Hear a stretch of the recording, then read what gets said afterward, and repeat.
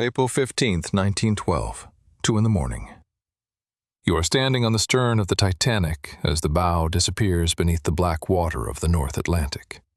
The deck tilts under your feet. Around you, hundreds of people scream, pray, and fall into the darkness. The lifeboats are gone. The water temperature is -2 degrees Celsius. You have no life jacket. You came from a place where dying young was not a tragedy. It was just what happened. And tonight, it is happening to you. Today you are going to live the life of an Irish emigrant who spent every penny he had on a ticket aboard the most famous ship in history. This is not a story about a doomed love affair or a diamond necklace. This is a story about a man who spent his entire life running from poverty, who made it all the way to the gangway of a new world, and no further. If this kind of history is something you want more of, subscribe to the channel, leave a like, and tell us in the comments, do you think you would have made it out? You were born in the spring of 1884 in County Mayo, in the west of Ireland. The house you arrived in was not really a house. It was a single-room stone structure with a dirt floor, a thatched roof that sagged and leaked in the rain, and one open hearth that filled the room with smoke every time your mother lit the fire. There were no glass windows. There was a hole in the wall covered with a piece of sacking. That was everything. Your mother delivered you herself, with the help of a neighbor woman who had attended enough births to know what to do. There was no doctor. The nearest town with a physician was 12 miles away, and your family had no money and no horse. 1 in 10 children born in rural Ireland at this time did not survive their first year. You survived, but your older sister had not. She died of a fever the winter before you were born. No one wrote it down anywhere. There was no record of her, no headstone, just a small mound at the edge of the churchyard that your mother walked past in silence. Ireland in 1884 was still living in the long shadow of the Great Famine. The famine had ended 30 years earlier, but the land never fully recovered. 1 million people had died of starvation and disease. Another million had left on ships. The population of the island had fallen from 8 million to just over 5 million, and it kept falling year after year. The landlords, nearly all of them English, still owned the land. Your family rented a small plot and paid for it in labor, and in cash they rarely had. A bad harvest meant debt. Debt meant eviction. Eviction meant the road, and the road meant nothing at the end of it. Your father was a thin man who coughed through every winter. By the time you were 4 years old, that cough had settled into something permanent, something that woke the whole house at night and left a wet, dark stain on the cloth he pressed to his mouth. The neighbors called it consumption. The priest called it God's will. Your father called it nothing because he did not complain. He died in the winter of 1890 when you were 6 years old. He was 31. Your mother wrapped him in a linen sheet, and 2 men from the village carried him to the churchyard on a flat wooden board. There was no funeral meal afterward. There was nothing to put on the table. After that, your mother worked. She took in washing from families who had slightly more than you did. She dug the potato plot herself that spring, moving down the rows with a spade while you walked behind her and dropped the seed pieces into the ground. She sent you out to cut turf from the bog when you were old enough to lift a spade without falling over, which was earlier than it should have been. You were 7 years old the first time you spent a full day bent at the waist in the wet peat, cutting dark blocks and stacking them to dry. Your palms blistered by noon. By evening, the blisters had burst and the handles were slippery with fluid and grime. Your back ached in a way that felt too serious for a child. That feeling never entirely left you. Food was potatoes, nearly every meal, every day. Boiled potatoes, sometimes with buttermilk when the cow was producing.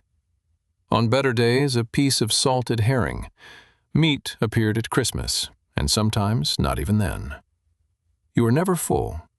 You learned to eat slowly to stretch the sensation, and you learned to go to sleep on an empty stomach because there was nothing else to do about it.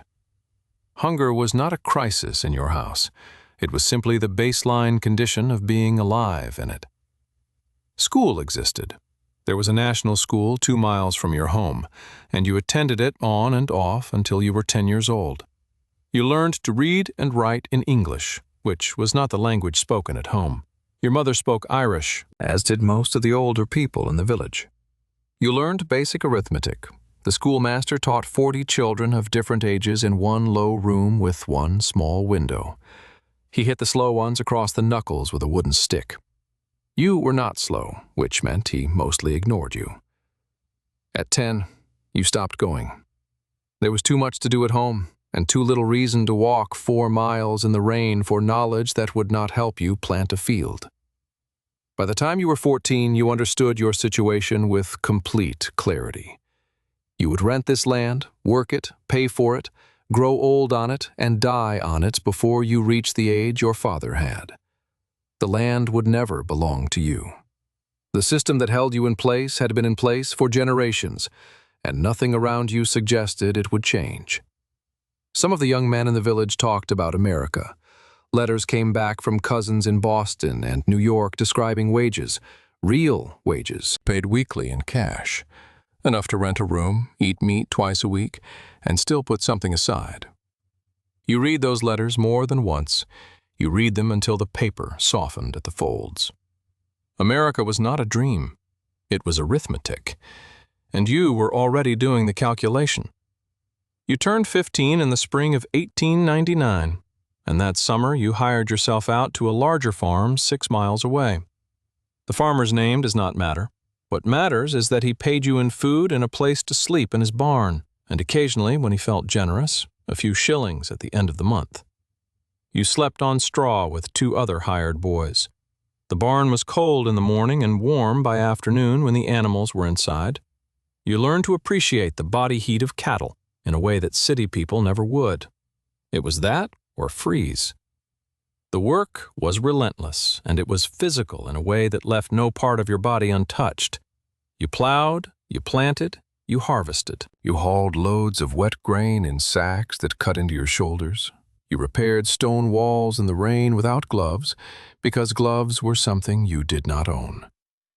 By 16, your hands were already those of a much older man, calloused across the palms, cracked at the knuckles, permanently stained with soil in the lines of your fingers no matter how much you rubbed them. Your back bent slightly forward when you walked, the way the backs of men who have carried things too long tend to bend.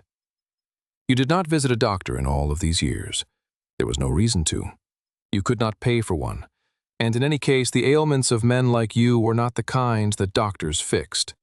You had a tooth pulled by the blacksmith when it abscessed at 17, which he did with a pair of metal pliers and no anesthetic while you gripped the sides of the chair and did not make a sound, because making a sound would have been a form of embarrassment. The socket bled for 2 days. You packed it with a piece of cloth and kept working. You went back to your mother's house for Christmas most years.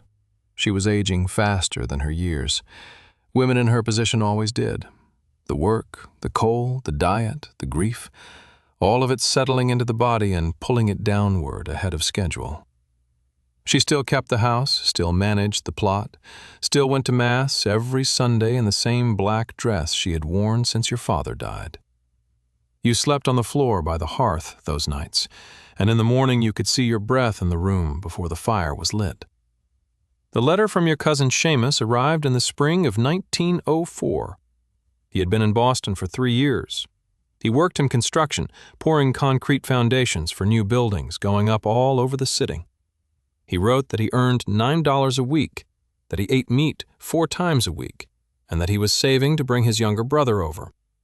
He described the city in plain terms: crowded, loud, full of Irish and Italians and men from every corner of the world, but with the unmistakable undercurrent of someone who had crossed a threshold and was not going back.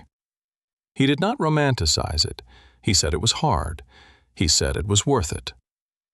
You read the letter 3 times in one sitting. Then you started saving. Saving on the wages you earned took a long time.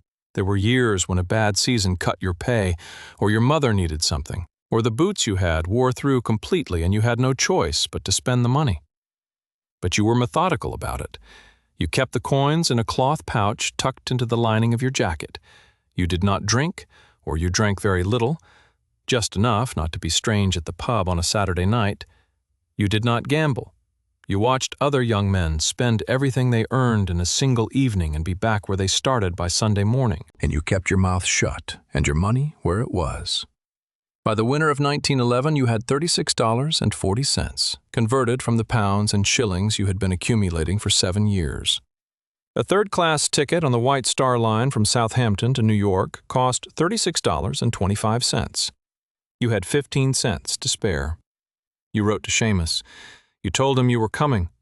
You bought the ticket by post in February of 1912. You held the paper in your hands for a long time after it arrived. You left County Mayo on the 4th of April, 1912. You said goodbye to your mother at the door of the stone house. She held both your hands and looked at you for a while without speaking. Then she told you to write when you arrived. You told her you would. You walked to the road with a single canvas bag over your shoulder. Inside it, 2 shirts, a spare pair of trousers, a wool jacket, a photograph of your parents taken at their wedding, a small leather-bound prayer book, and the remainder of the money, the 15 cents and a few English shillings in case you needed something before you boarded. That was everything you owned in the world. The train to the port of Queenstown, then the crossing to Southampton by ferry took 2 days. Southampton was a city unlike anything you had seen. Enormous, loud, smelling of coal smoke and salt water and machine oil. The docks stretched further than you could see. And there, on the 10th of April, 1912, you saw it for the first time. The Titanic. You had heard it described as the largest ship ever built, and the description was accurate but somehow still insufficient. It was not like looking at a ship. It was like looking at a building that had decided to float. Your cabin was on G deck in the forward section of the ship, below the waterline. You shared the compartment with 7 other men, 2 Swedes, a Pole, an Irishman from Galway you had a brief conversation with, and 3 others whose language you did not recognize. There were 4 bunks on each wall, metal frames bolted to the hull, with thin mattresses and a single wool blanket each. The room smelled of paint and bilge and the bodies of men who had been traveling for days. There was a porthole, but it showed nothing except the dark side of the dock. When the ship's engines started, you felt the vibration move through the hull, through the bunk frame, and into your spine. The ship pulled out of Southampton at noon. You went up to the deck and watched the port grow smaller. Somewhere ahead of you, across 3,000 miles of open ocean, your cousin was pouring concrete in Boston. You were 28 years old. You had spent your entire life waiting for this particular moment. The water behind the ship churned white, and England disappeared into the haze. And for the first time in as long as you could remember, you felt something that was close to relief. The first full day at sea was the 11th of April. You woke early because the engines were loud to the hull, a deep, constant vibration that you felt in your chest before you were fully awake. The bunk was narrow, and the mattress was straw-filled, which was not a complaint. It was better than what you had slept on for most of your life. The cabin was small, 8 men in a room of perhaps 80 square feet, with a porthole that showed nothing but gray Atlantic sky.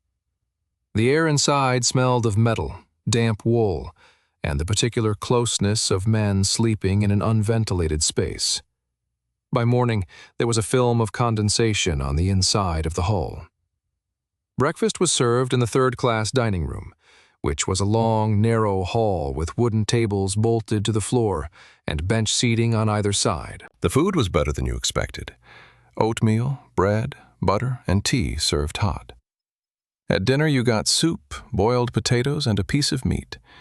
It was the most regular and reliable feeding schedule you had experienced since you were old enough to understand that food was not always available.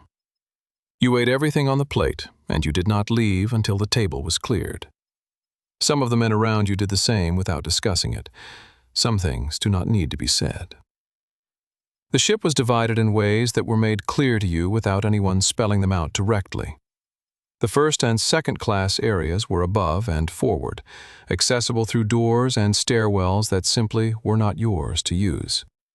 There were gates in the corridors, iron lattice gates on hinges, the kind you might see between cattle pens, that separated the third-class sections from the crew areas and the upper decks. They were not locked during the voyage.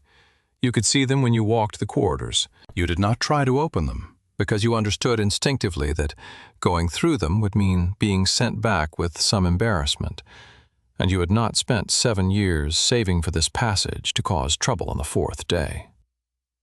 The deck space available to third-class passengers was at the very stern of the ship, an open area with a wooden railing above the churning white wake.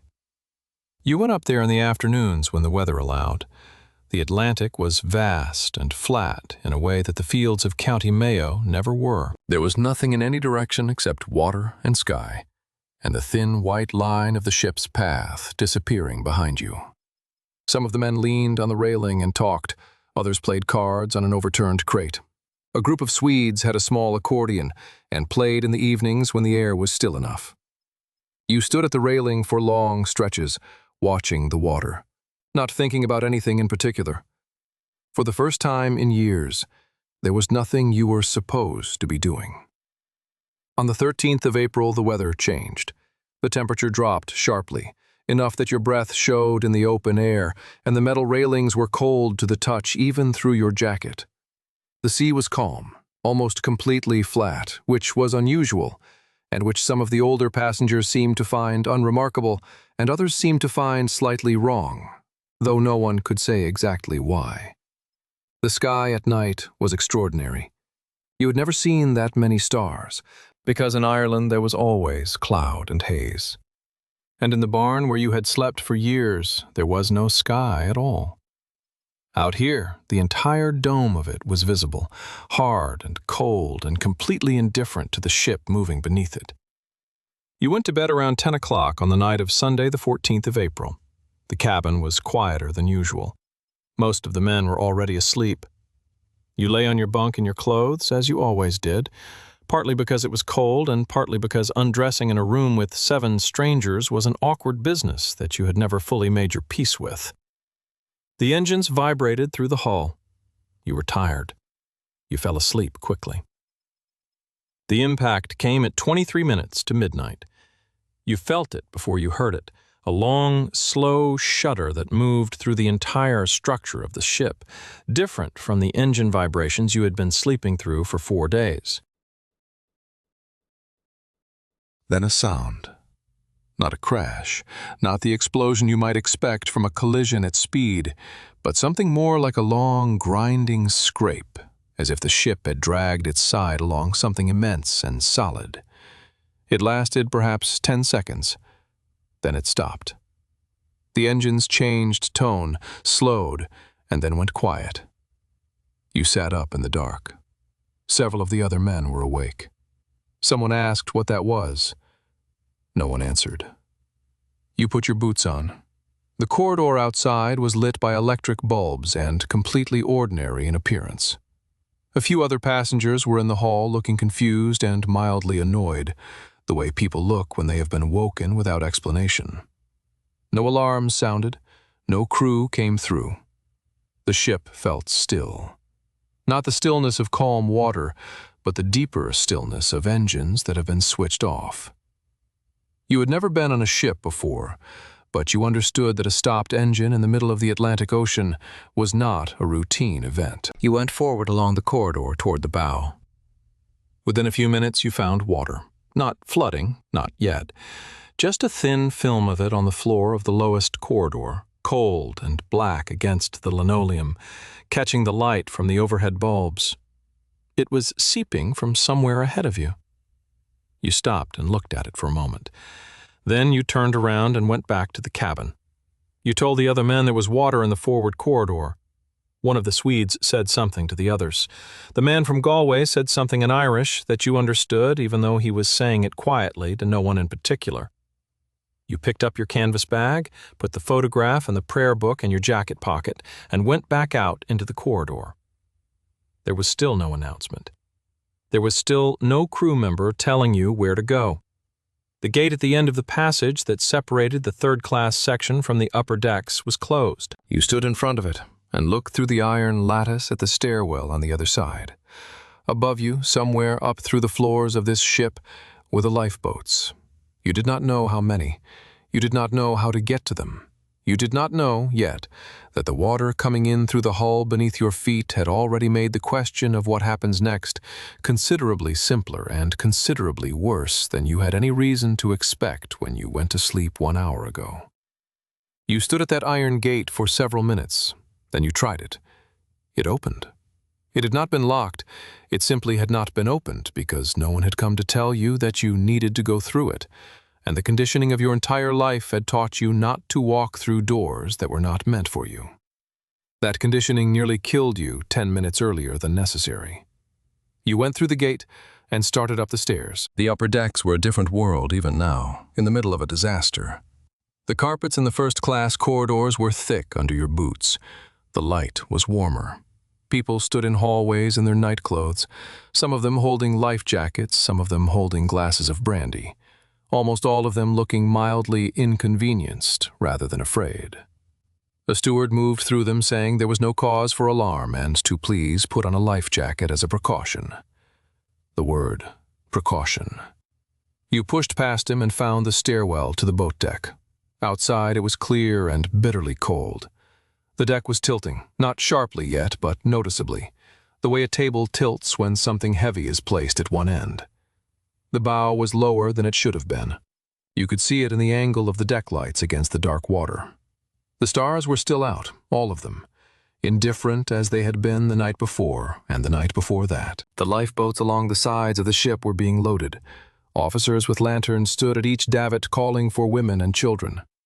The boats were swinging out over the water on their cables, and men in uniforms were helping women over the railing and down into them. You moved toward the nearest boat. An officer put his hand flat against your chest and said, "Women and children only."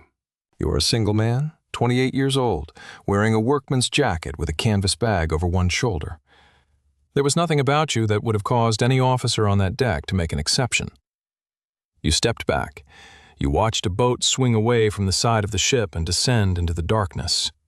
It was not full, you could see that clearly. It was not full, and it went down anyway. The tilt of the deck increased over the next 40 minutes in a way that was gradual enough to adjust to, but impossible to ignore. Deck chairs began to slide slowly toward the bow. People moved instinctively toward the stern, which was rising. The noise on deck was constant and layered, the mechanical groan of the ship's structure working against itself, the shouts of officers, the sound of people praying in languages you could count on one hand, the distant and then closer sound of the band, which played until it stopped. The lights stayed on. That was perhaps the strangest thing. The lights stayed on right up until near the end, so that the whole terrible event was illuminated clearly, every face visible. Every detail sharp. By 1:30 in the morning, most of the boats were gone. You could see the dark shapes of them on the water, pulled back from the ship's side, small and distant. The water at the bow was visible now from the deck, black water running up across the forecastle, swallowing the capstans and the anchor chains. The ship was going down at the head, and there was no longer any ambiguity about what was happening. Men who had stood calmly on deck an hour ago were no longer calm. The sound from the crowd changed in pitch and character. You recognized the change. It was the sound of people who have stopped hoping. You had not stopped hoping. You moved aft toward the stern, following the mass of people doing the same. The deck angle was steep enough now that walking required effort, one hand on the railing. Below you, through the hull, you could hear sounds that a ship should never make. Deep structural groaning, the percussive bang of something massive giving way. At approximately 2:10 in the morning, the forward funnel collapsed. The lights flickered. Then at 2:17, the ship broke apart. The bow section, already flooded and heavy, tore away from the stern and went down fast, nearly vertically, pulling an enormous column of water and debris and people with it. The stern, suddenly free of the weight pulling it under, swung upright, almost fully vertical, with hundreds of people clinging to it. You were among them. You held a railing with both hands as the stern rose beneath you. People fell past you. The noise was enormous. Then the stern began to go down as well, more slowly than the bow, settling back toward the water as the flooded compartments at its base dragged it under. When the railing you were holding went beneath the surface, you let go. The cold hit you like a physical blow. Not cold the way stepping outside in winter is cold. Something beyond that category entirely. The North Atlantic in April was -2 degrees Celsius, and when it closed over you, it drove the air from your lungs by reflex and sent a shock through every nerve in your body simultaneously. You surfaced. You were a strong swimmer. Rivers and lakes in Mayo had seen to that, and you found a piece of wooden debris and held onto it. Around you in the water there were hundreds of people. The noise they made was something that survivors would spend the rest of their lives trying to describe, and never quite manage. You were part of that noise for a short time. Then the cold began to do what cold does. It does not feel like freezing. That is what no one tells you. The first minutes are violent, the gasping, the burning in your extremities, the desperate physical effort of treading water and holding on. But after 8 or 9 minutes, the burning stops and is replaced by numbness, which feels deceptively like relief. Your hands stopped gripping with their full strength. You knew this was happening, and you could not do anything about it. The lifeboats were visible on the water in the distance, their shapes dark against the slightly lighter sky. They did not come back, not for a long time, not in time for you. Your thinking became slow, and then stopped being thinking in any useful sense. You were still conscious of the stars above you, still visible, the same stars from the previous night. The debris was still under your hands, though you could no longer feel your hands against it. The water around you had gone quiet. The noise had stopped gradually as the minutes passed and the people in the water went the way you were going. At 2 hours and 40 minutes after the collision, at approximately 20 minutes past 2 in the morning on the 15th of April, 1912, the Titanic was gone, and the North Atlantic was still, and the stars were out. And you were 28 years old, and that was the end. Your cousin Seamus read about it in a Boston newspaper 3 days later. He read the survivor lists twice. He kept the newspaper for the rest of his life in a drawer in his kitchen. He never talked about it. What was there to say? You had done everything right. You had saved for 7 years. You had made it to the ship. You had made it to the deck. You had made it to the water. The water was the thing that could not be argued with, planned around, or endured through sheer willpower. The water was simply the water. No record exists of your name among the recovered dead. Most of the third-class men from the forward section were never found. The ocean keeps what it takes from the bottom of G-Deck. Your photograph of your parents and your prayer book went down with you into 4 kilometers of water, where they still are. Your mother in County Mayo waited for a letter that did not come. She waited until she understood why it would not come, and then she went to Sunday Mass in the same black dress, and she walked past the small mound at the edge of the churchyard that had no headstone, and she said nothing, because saying something would not have helped. If you made it to the end of this video, you just spent time with a man whose entire life fits inside the space of a single video. He never had that luxury. He never sat still for 40 minutes with nowhere to be and nothing urgent pressing down on him. The fact that you can do that you have the time, the warmth, the safety to simply sit and listen to someone else's story, is not nothing. It is, by the standards of most of human history, an extraordinary condition to be in. Subscribe to the channel if you want to keep living these lives from the inside. There are more of them. Soldiers, miners, slaves, plague survivors, people who were handed situations that would end most of us in the first chapter. Leave a like if this one stayed with you, and write in the comments, whose life do you want to live next?